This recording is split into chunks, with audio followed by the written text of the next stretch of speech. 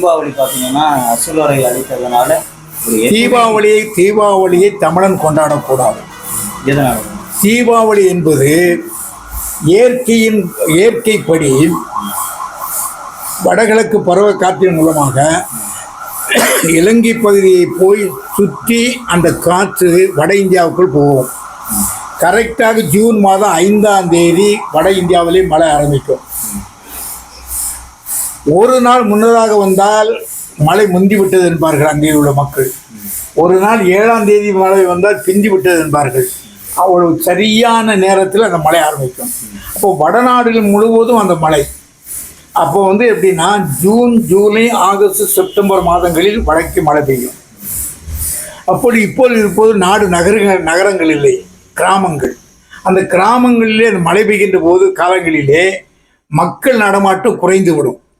அப்படி மக்கள் நடமாட்டம் குறைகின்ற போது என்ன ஏற்படுகிறது சொன்னால், வெளியே இருக்கின்ற காடுகளிலே இருக்கக்கூடிய அதாவது பாம்பு, பல்லி போன்ற நரி போன்றவைகளெல்லாம் ஊரை நெருங்கி வந்துவிடும். ஏன் மக்கள் நடமாட்டம் இல்லை, அவை நெருங்கி வந்துவிடும்.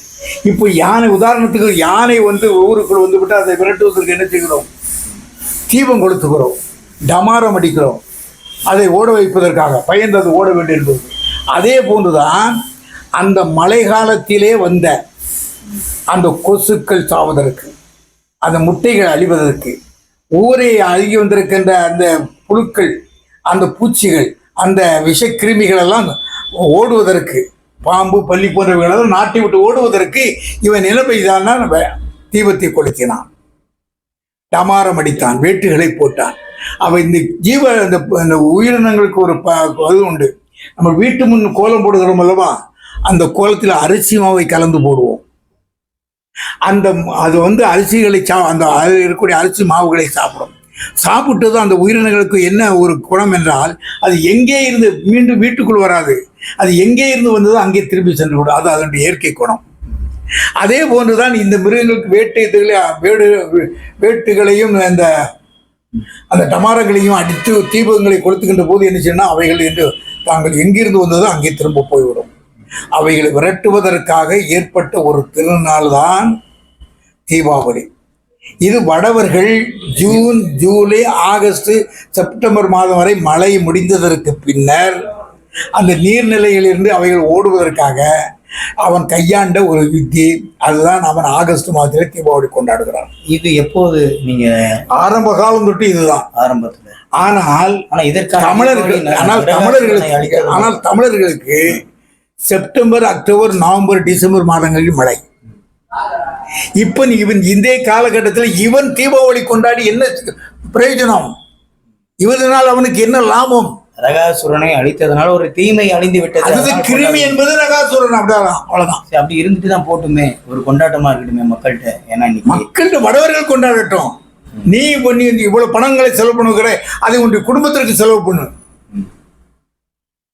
நீ எப்பொழுது கொண்டு உனக்கு அதற்காகத்தான் திருக்கார்த்திகை என்று வைத்திருக்கிறார்கள். அதற்கு பின்னர் உனக்கு பொங்கல் வைத்திருக்கிறார்கள், போகி வைத்திருக்கிறார்கள். இதெல்லாம் தீப திருநாட்கள். எதற்கு? உனக்கு செப்டம்பர், அக்டோபர், நவம்பர்ல மழை, டிசம்பரோட மழை. அப்போ உனக்கு ஜனவரியில பொங்கல் வச்சான், போகி வச்சான், திருக்கார்த்திகை வச்சான். அன்னைக்கு கொண்டாடு. இந்த தீபாவளி 10 மடங்கு கொண்டாடு. நான் வரவேற்கிறேன். அவன் கொண்டாடுனான்ங்கிறத நீ கொண்டாடாத. நீ முட்டாளா? தமிழன் அறிவாளி என்று சொல்கிறாயே, உனக்கு அறிவு இருக்கிறதா? அறிவு இருந்தால் அதை கொண்டாட முடியுமா? திருக்கார்த்தியை கொண்டாடுவாய், பொங்கலை கொண்டாடுவாய், போகியை நீ பிரமாண்டமாக கொண்டாடுவாய். அதுதான் உனக்கு தீபாவளி. வடக்கே இருக்கின்ற தமிழர்கள் கொண்டாடலாம், தெற்கே இருக்கின்ற தமிழர்கள் கொண்டாடக்கூடாது.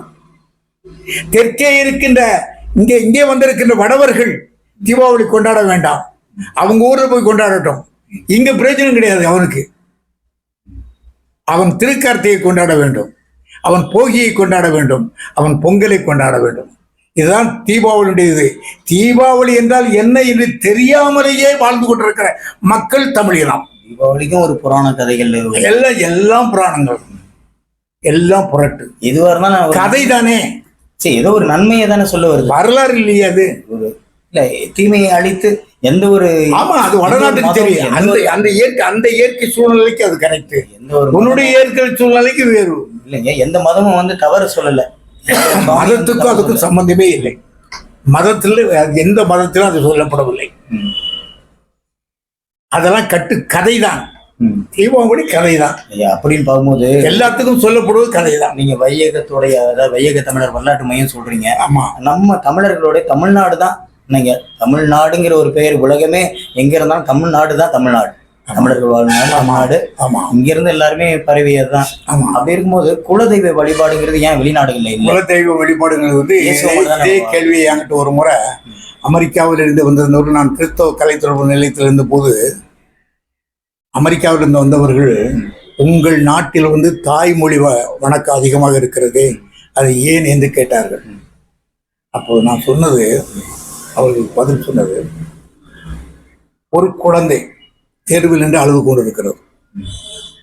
அந்த குழந்தையை அதனுடைய சகோதரியோ சகோதரனோ போய் சமாதானப்படுத்த பார்க்கிறார்கள், சமாதானம் ஆகாது. அந்த குழந்தையுடைய மாமாவோ அத்தையோ சித்தியோ போய் சமாதானப்படுத்துகிறார்கள், சமாதானம் ஆகாது.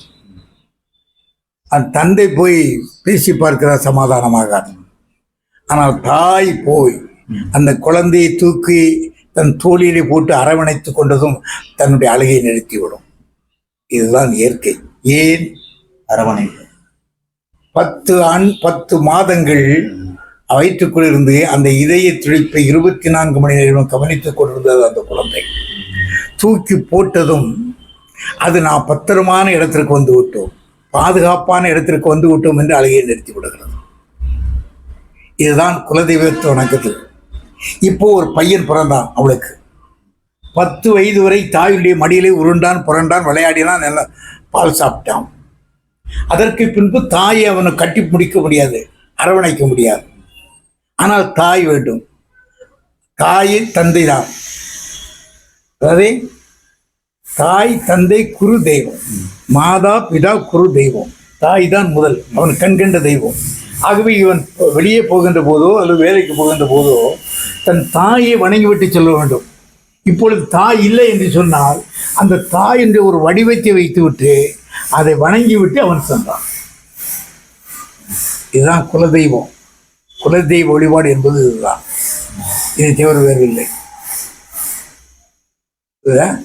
அவன் நம்முடைய ஆகவேதான் தமிழுடைய பண்பாடு பிரகாரம் பிதா மாதா பிதா குரு தெய்வம். இது தாயை சொல்றீங்க. ஆனா குலதெய்வங்கிறது இன்னைக்கு கருப்பு சாமி, மாடன், வீரன், அதாவது எல்லைச்சாமி, இதெல்லாம் வள்ளுவரே சொல்றாரு. மக்கள்ல வந்து பிரபலமா இருப்பான், திறமசாலியா இருப்பான், அவன் தெய்வத்துள் வைத்து வணங்கப்படுவான். தெய்வத்துள் ஒரு தெய்வங்களில் ஒன்றாக வழங்கப்படுவான், அவ்வளவுதான். அவன் தெய்வமா என்றால் இல்லை. அப்படி ஊர் எல்லையில ஒரு அந்த காலங்களில் இருக்கக்கூடிய அந்த மிருகங்கள் வந்தால் அதை விரட்டுவதற்கு, அது விரோதிகள் வந்தால் அவர்களுக்கு குரல் கொடுப்பதற்கு, அல்லது அவர்களுக்கு அந்த ஊரை பாதுகாப்பதற்கு யாராவது ஒருவரை வைத்திருப்பது, அதுக்கு எல்லை சாமி என்று பெயர். அவன் அந்த ஊரில் பராக்கிரமசாலி ஒருவனே அங்கே வந்து ஊருக்கு அருகாமையிலே அவனுக்கு ஒரு இடம் கொடுத்து வைத்திருப்பார்கள். அவன் குதிரை வைத்திருப்பான், நாய் வைத்திருப்பான், அருவா வைத்திருப்பான், வச்சுட்டு இருப்பான், பாதுகாப்புக்காக இருப்பான். ஒருவேளை அவன் இறந்து போனதற்கு பின்பு அவனுடைய நினைவாக அவன் எப்படி குதிரையில் இருந்தால் குதிரையோடு, அவன் வந்து அருவாள் வைத்திருந்தால் அருவாளோடு அவனுக்கு ஒரு சிலை வடித்து வணங்குவார்கள். ஏனென்றால் தங்களை பாதுகாத்தவன் அவன். ஆகவே தங்களை பாதுகாத்தவனுக்கு கொடுக்க வேண்டிய மரியாதையை கொடுப்பதற்காக வணங்கப்பட்டதான் குல தெய்வங்கள். இதுதான் இந்த குலதெய்வம். எல்லைச்சாமி வழிபாடு நம்ம தமிழகம் மட்டும்தான். நம்ம தமிழகத்துல இந்தியாவில இருக்கலாம், ஆனா வெளிநாடுகள்ல அந்த அளவு இல்லையே. அதுக்கு காரணம் வந்து வெளிநாடு நம்ம தமிழர்களுடைய அங்கங்கே தமிழர்கள் போய் அதாவது அறிவு சார்ந்த தமிழர்கள் போனதற்கு பின்னர் அவர்கள் வந்து இந்த குல தெய்வங்கள் இந்த வழிபாடுகளை வணங்கவில்லை. அது ஒரு குறை இல்லை. ஆமா, குறையில்லை. அது குறையில்லை. அது மனதளவில் இருக்கணும், அவ்வளவுதான். அதாவது நம்முடைய மூதாதையர்களையும், நம்முடைய தாய் இறந்து போனாலோ, தந்தை இறந்து போனாலோ, பாட்டன் இறந்து போனாலோ, பாட்டி இறந்து போனாலோ நாம் வந்து எப்போதும் நினைவில் வைத்திருப்போம். ஒரு அவங்களுடைய பிறந்த நாளோ வந்து நம்ம கொண்டாடுவோம். அது இயற்கை, அது வந்து அவங்களுடைய இயற்கை தானே தவிர அவங்களை தெய்வமாக வர்ணிக்க வேண்டிய அவசியம் இல்லை. அவ்வளோதான். நன்றிங்க. வையக தமிழர் வரலாற்று மையத்தில் இன்னும் மீண்டும் தொடருவோம். நிறைய பேசணும் தீபாவளி பற்றி. ஐயா வந்து என்ன சொல்றாங்கன்னா, தீபாவளி தமிழர்கள் கூடாதுக்க மாதிரியான ஒரு பதிவு வந்து, தீபாவளி தமிழர்களுடைய திருநாள் இல்லை அப்படிங்கிற ஒரு தன்னுடைய கருத்தை வந்து பதிவிட்டிருக்கிறார் ஐயா. நீங்க கமெண்ட் யார் வேண்டுமானாலும் அதற்கு எதிர்ப்பு தெரிவிக்கலாம், என்னிடத்தில் விளக்கங்களுக்கெல்லாம் நாம் சொல்ல தயாராக இருக்கிறார். மீண்டும் சந்திப்போம். நன்றி, வணக்கம்.